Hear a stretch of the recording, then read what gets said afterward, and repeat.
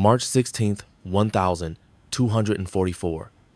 The wind over the Pyrenees carried no mercy that morning. From the summit of Montsegur, the sky hung gray and swollen with ash. At the foot of the mountain, a vast wooden structure had been raised, a monstrous lattice of logs and pitch, waiting for the bodies of those who would not renounce their faith. The air reeked of pine and fear. Among the hundreds herded to the field, a woman clutched a strip of white cloth, the only remnant of her home, her family, her church. Her name has been lost to history, but her voice remained in whispers carried by the wind. Asterisk, better to burn in truth than live in lies. Asterisk, she was one of the Parfaits, the perfect ones, followers of a faith the church called heresy. Their crime was belief in a world divided, light born of the divine, darkness born of matter. They had chosen spirit over flesh, purity over power, and now, for that choice, they would become smoke. The soldiers of the crown stood in iron ranks, their armor gleaming with frost. Behind them, inquisitors in white robes watched in silence. There would be no trial, no last words. Each of the condemned had been offered a choice: kneel, accept the faith of Rome, and live or stand, hold to Cathar belief, and burn. Not one stepped forward. The first torch was lit by a friar. Its flame caught the pitch with a hiss like a serpent. Within moments, the pyres erupted, towering pillars of orange swallowing the mountain's shadow. Witnesses later claimed the condemned sang as the fire consumed them a hymn so steady and calm that even the soldiers turned their eyes away. When the fire died, the valley was silent. 225 souls had vanished, leaving behind only blackened soil and bones fused into glass. The church would call it a victory. History would call it purification. But beneath the ashes of Montsegur lay something else, a truth far darker and far older than any holy war. For centuries, the official record would reduce that day to a paragraph, a footnote in the chronicles of papal triumph. Yet fragments of another story survived, of a hidden faith, of secret texts, of a woman named Esclarmonde who vanished with what they called times the Grail of the South asterisk. So what truly happened atop that mountain? Was Montsegur merely the end of a heresy, or the erasure of a revelation that could have changed Christendom forever? The silence of the flames still speaks, if you dare to listen. To understand Montsegur, one must first understand the power that sought to destroy it. In the 13th century, Christendom stood as an empire of belief. The Roman Church, led by Pope Innocent III, claimed dominion not only over souls but over kings themselves. It was an age of cathedrals and crusades, of banners raised in the name of God and cities drowned in blood. From the marble halls of Rome, the Pope envisioned a world purified under one doctrine, one truth, one throne. But in the rolling hills of southern France Languedoc, another vision of faith was taking root. There, the people spoke a language softer than Latin, sang songs of love and freedom, and practiced a Christianity that had no need for priests, wealth, or fear. They called themselves times bons hommes, times and times bonnes femmes, times the good men and women. The church called them times Cathars asterisk, from the Greek times katharoi asterisk, meaning pure. At first, the Cathars seemed harmless. They rejected violence, refused to swear oaths, and lived simply, but their teachings carried a fatal heresy. They claimed that the material world was the creation of a false god, the god of darkness. True divinity, they said, was light and could not be found in gold, stone, or the corruption of Rome. In their eyes, the church had become the servant of the very evil it pretended to condemn. In the courts of Toulouse and Foix, their words spread like wildfire. Even nobles listened. Women could become spiritual leaders times parfaits times something unthinkable in Catholic doctrine. The Cathars denied the cross as a symbol of salvation, seeing in it not redemption but cruelty, and they denied the authority of the Pope, saying that no man could stand between the soul and the divine. For a time, this heresy flourished under the protection of tolerant lords like Raymond VI of Toulouse. But in 1208, the murder of a papal legate near his territory gave Rome the excuse it needed. Pope Innocent III declared a holy war not against Muslims or pagans but against fellow Christians. The Albigensian Crusade had begun. What followed was not a war of conversion, but a war of annihilation.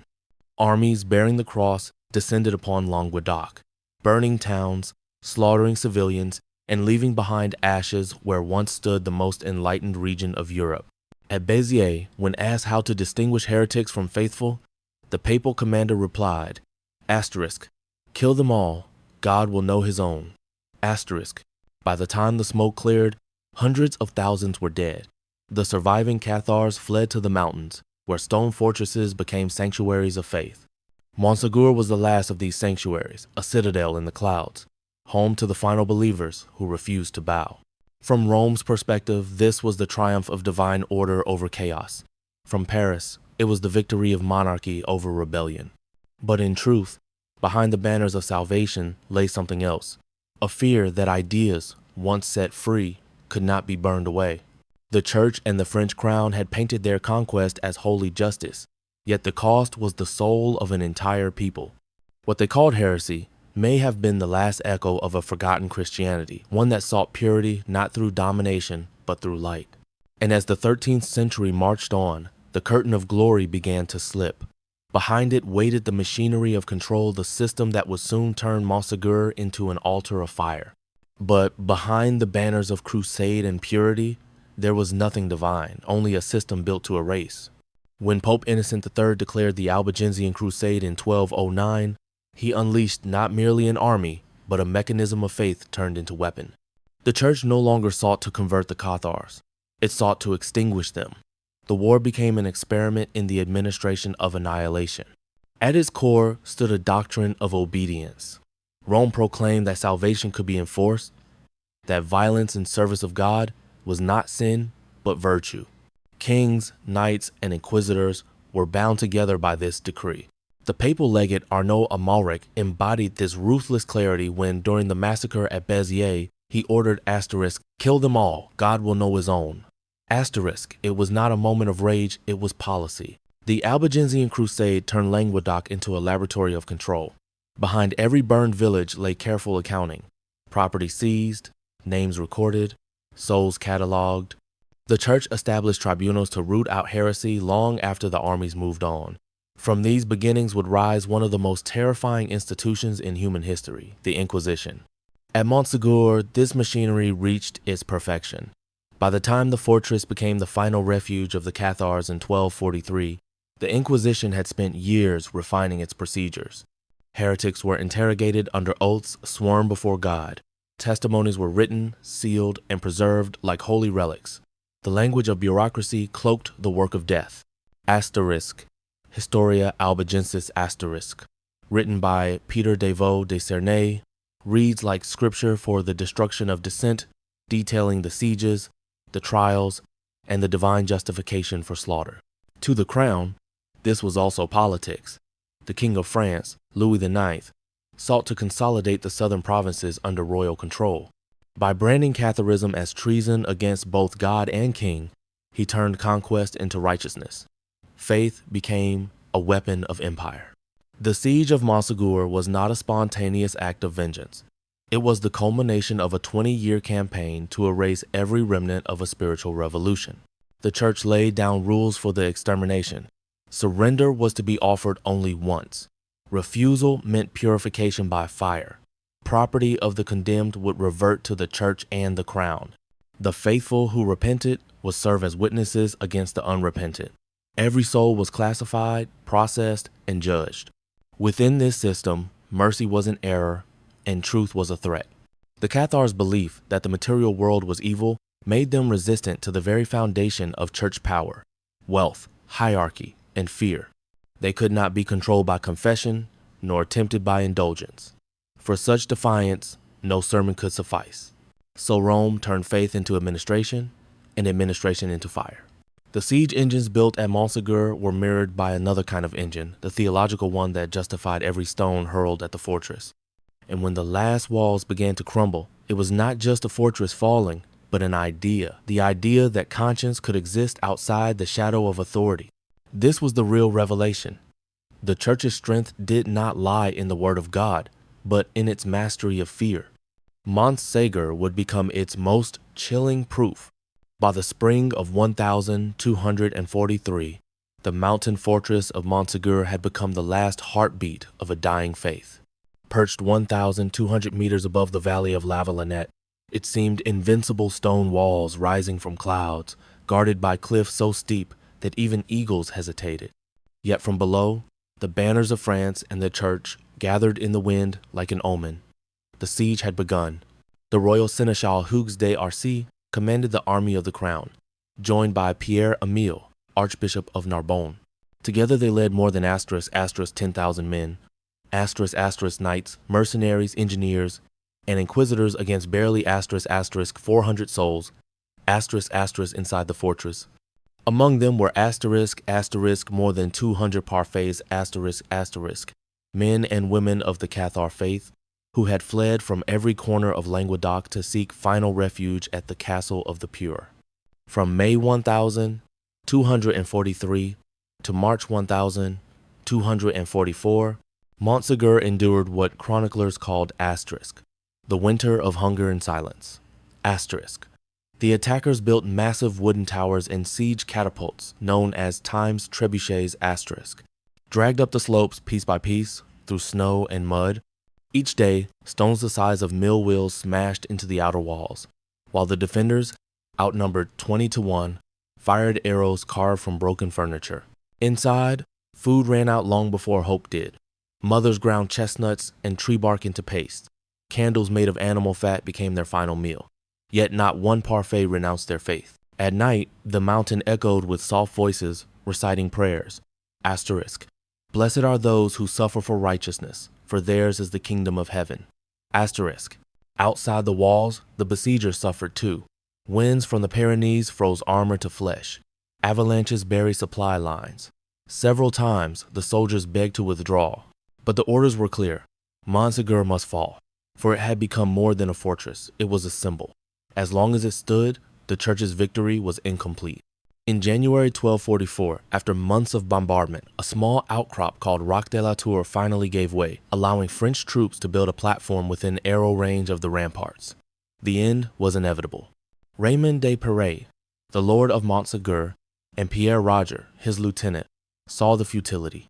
They negotiated a truce. The defenders would surrender in exchange for 40 days' grace. Those willing to repent could live. Those who refused would face purification by fire. During those 40 days, something extraordinary happened. Instead of fleeing, * 225, Cathars asked to receive the consolamentum *, the final spiritual baptism that bound them eternally to their faith. They prepared themselves not for life, but for death. According to Time's Chronica Majora, Times by Matthew Pyres, they descended with serenity, as if toward a wedding feast. On the morning of *, the 16th of March 1244 *, the army opened the gates and led the condemned down the slope to a meadow at the base of the mountain. There, carpenters had constructed a massive stockade of wood and tar, *, the field of the burned, Camp dels Cremats.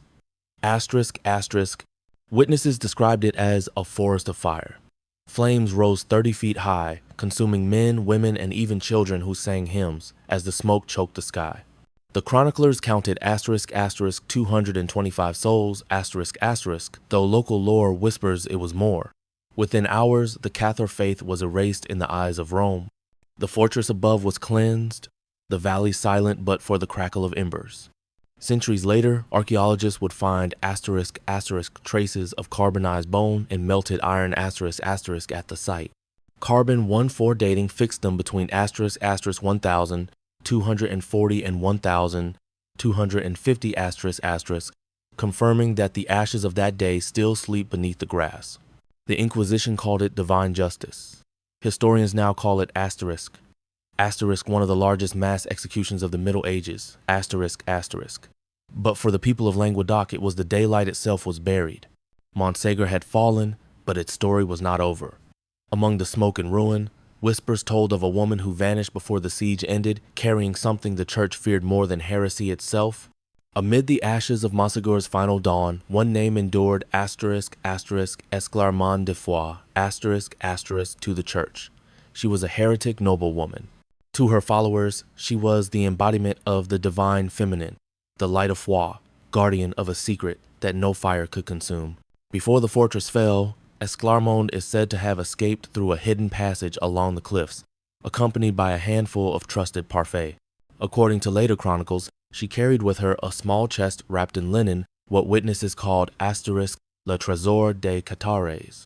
Asterisk, no one ever saw her again.